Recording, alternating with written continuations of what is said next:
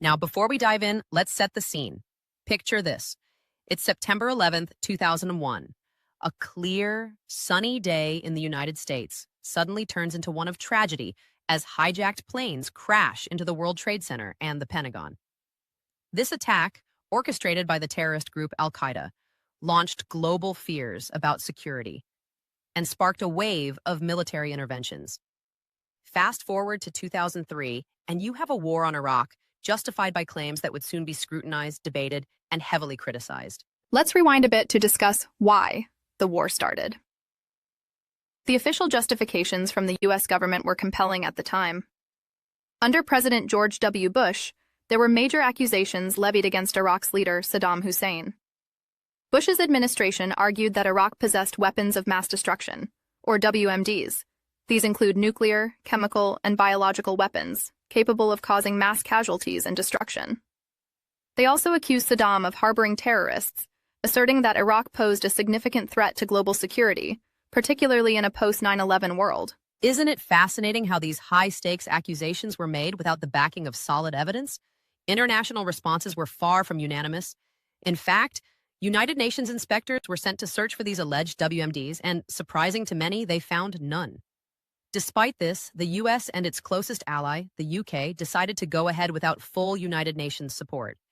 This went against what most expected, leading to global protests in February 2003, where over 10 million people rallied in streets around the world, voicing their opposition to the impending invasion.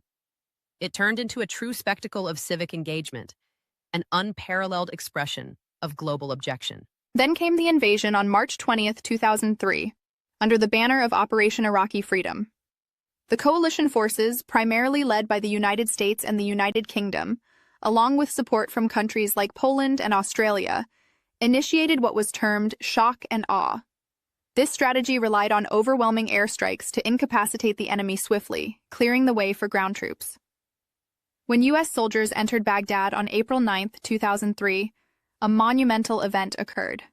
Saddam Hussein's statue was toppled in a dramatic display of regime change. It felt like a cinematic moment, a symbol of the end of one era. Shortly after, on May 1st, President Bush famously declared mission accomplished. Yet what's often glossed over is the aftermath. It's one of the most poignant chapters in the post-war narrative, characterized not by victory celebrations but by chaos and tragedy. The promised stability never materialized. Instead, Iraq spiraled into unrest. This brings us to a stark reality. After years of extensive searches, no WMDs were discovered. Intelligence assessments were found to be flawed or exaggerated. This led to widespread dismay and distrust, not just within Iraq, but globally.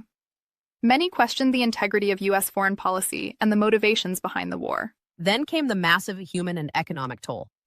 It's estimated that over 460,000 civilians lost their lives due to the war and its lingering effects. On the U.S. side, more than 4,400 soldiers made the ultimate sacrifice. Millions of Iraqis were displaced from their homes, leading to a humanitarian crisis of staggering proportions. Economically, the cost of the war surpassed $2 trillion.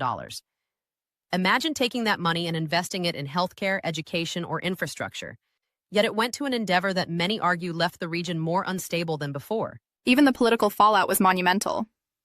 The war ushered in a wave of anti-interventionist sentiment across the globe, reshaping how countries perceive military intervention. Leaders like Tony Blair in the UK and Bush himself faced severe criticism after the dust settled. Their legacies are forever tainted by this controversial conflict. Now, let's ponder for a moment. What was the lesson here? The Iraq War serves as a poignant reminder of the consequences of acting without clear evidence. It raises questions about political overreach and the complex interplay of power. With claims dragging nations into conflict and the consequences echoing for decades, it leaves us with a profound sense of caution. As we wrap up today's discussion, let's reinforce what we've explored. The Iraq War, justified through claims of threats that turned out to have no basis, serves as a critical lesson about the need for transparency and accountability in foreign policy. The chaos that followed the invasion illustrates the idea that removing a regime is easier than creating a stable, thriving alternative. Thank you for joining us today on this journey through history. If today's episode sparked thoughts or questions, we encourage you to dive deeper and share your insights with others. Remember, understanding our past shapes our approach to the future. Stay curious, and keep asking questions. Until next time.